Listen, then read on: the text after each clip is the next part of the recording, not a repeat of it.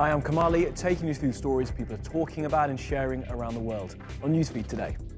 The Met Gala mixed fashion with religious iconography last night, and social media gave praise and admonishments. The First Lady of the United States says be best as she launched campaign Improve People Behaviour Online. When they're using their voices, whether verbally or online, they must choose their words wisely and speak with respect and compassion. And dinner party fail, that awkward moment when you put your foot in it while serving the Prime Minister of Japan.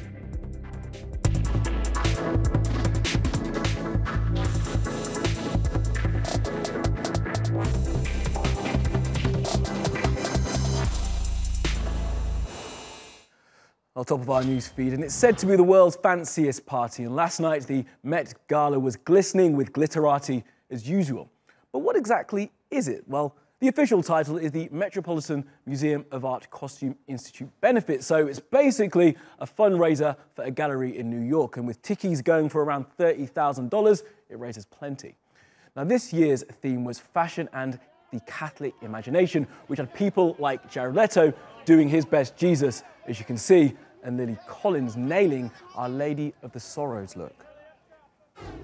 Now, the theme actually links to the gallery's annual exhibition, and this year, Donatella Versace, the Vogue editor-in-chief Anna Wintour, along with another few designers, went with staff to the Vatican, and they actually lent some of their pieces to the exhibition. All right, let's discuss this further with Ash Alabai. He's the fashion director for Asmo magazine, based in London. Ash, thanks for joining us. So, who do you think wore it best today?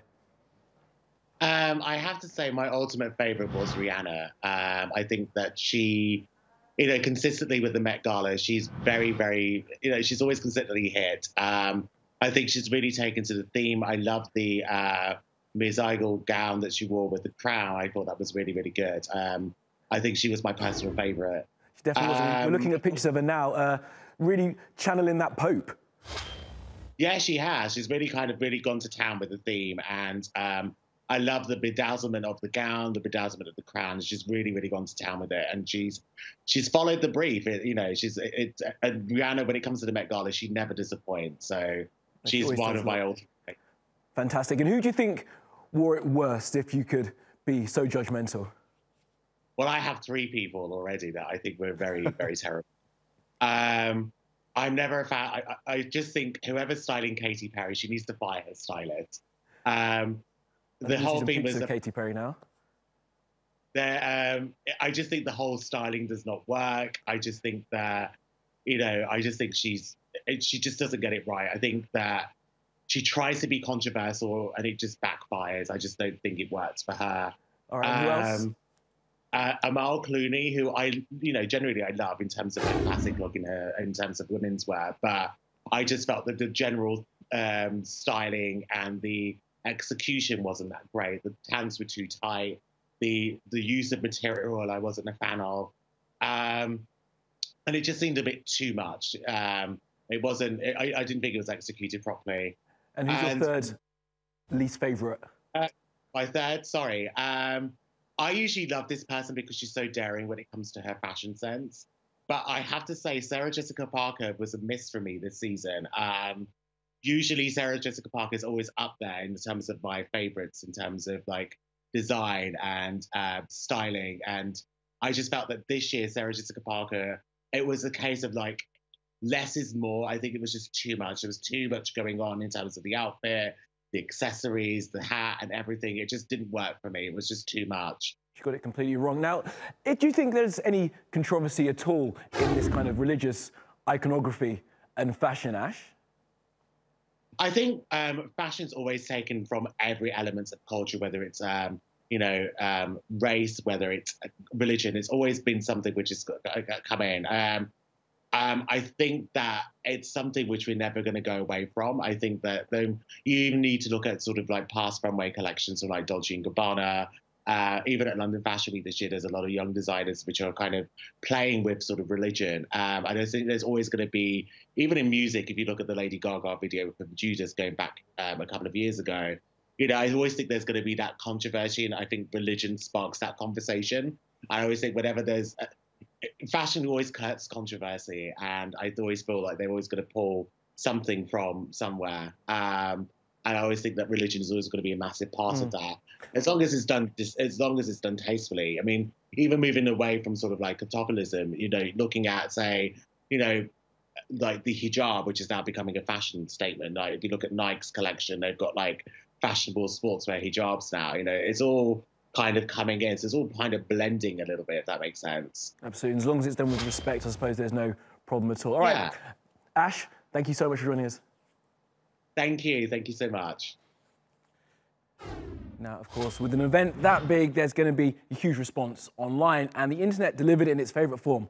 The memes. Here are a couple of our favourites. This one, comparing Jared Leto to Prince John from Disney's Robin Hood. That's my personal favourite. I had to fight to have that one in the show. This one of the actor Daniel Kaluuya says, "Do you have 5 minutes to talk about our Lord Saviour, Jesus Christ?" And one noticeable absence from the gala, Beyoncé, though some say she was there in spirit.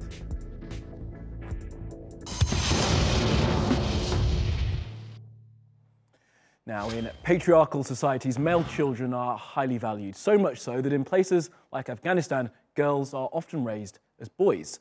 This is the story of Wafadar. Sitara Wafadar from Afghanistan's eastern province of Nangarhar has been disguised as a boy for more than 10 years. This is because a male child is a matter of pride and a status symbol. He carries the family name forward, but daughters are often considered a burden. With 5 sisters and no brother, Wafadar is the son her parents never had.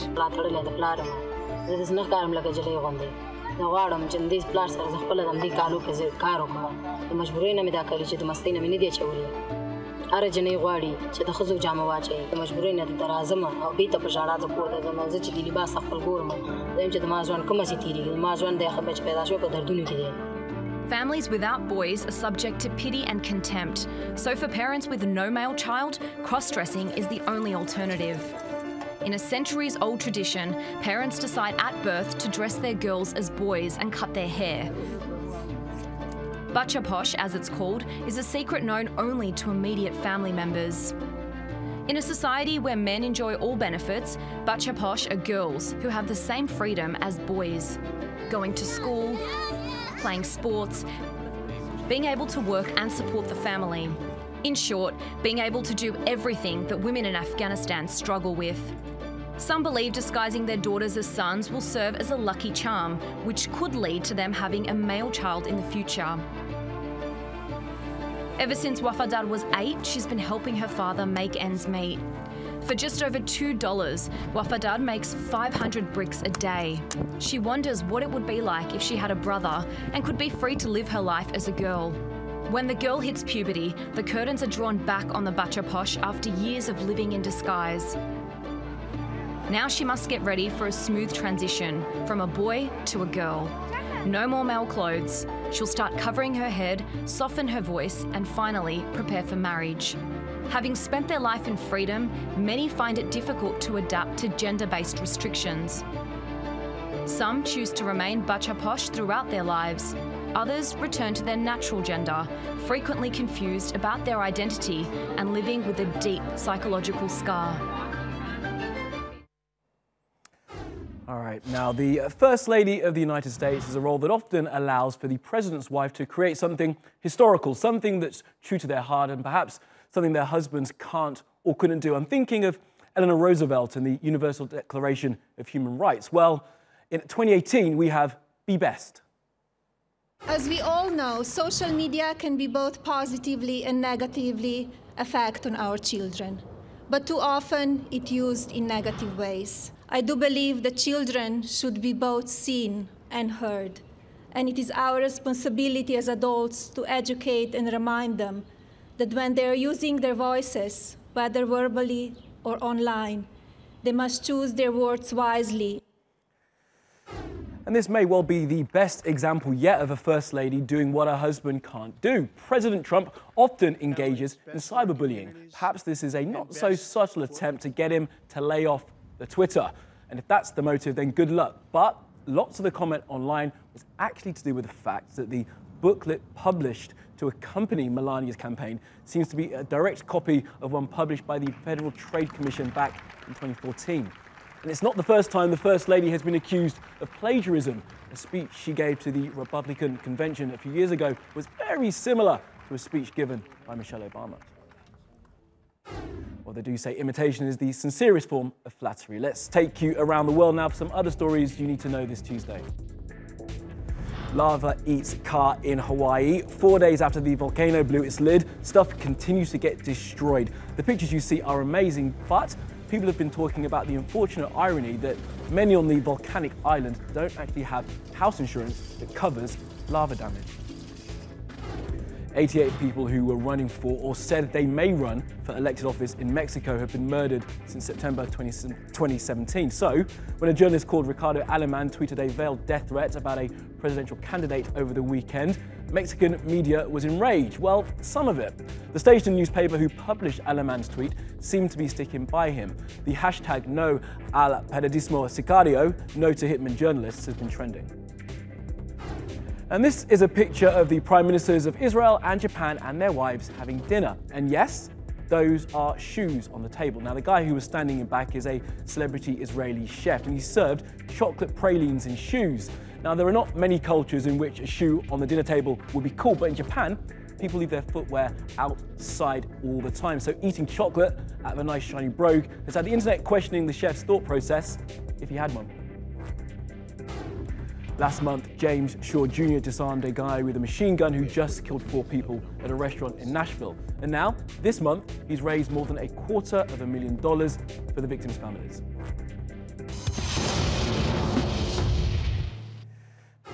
Now, President Trump is going to announce whether or not the United States will stay in the Iran nuclear deal. There's been a war of words in the build-up to Trump's decision, and there is fear of actual war, whatever choice he makes.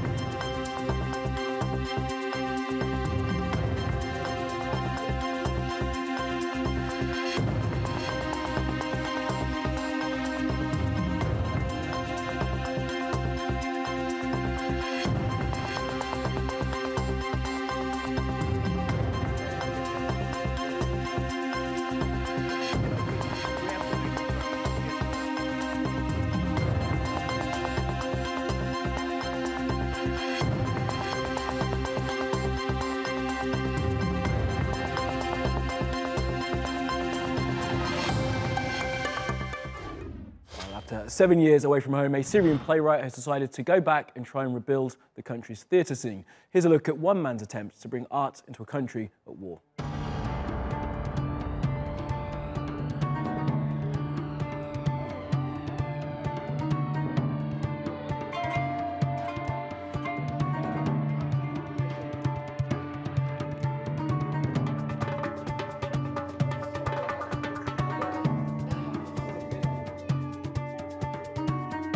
انه احنا مش بس بلد حرب، احنا عندنا في ثقافه، في ناس عندها ايمان بالثقافه، في ناس عندها مواهب لازم تطلع، بغض النظر في قصف، في دمار، في حرب، لا بس احنا بالنهايه بشر.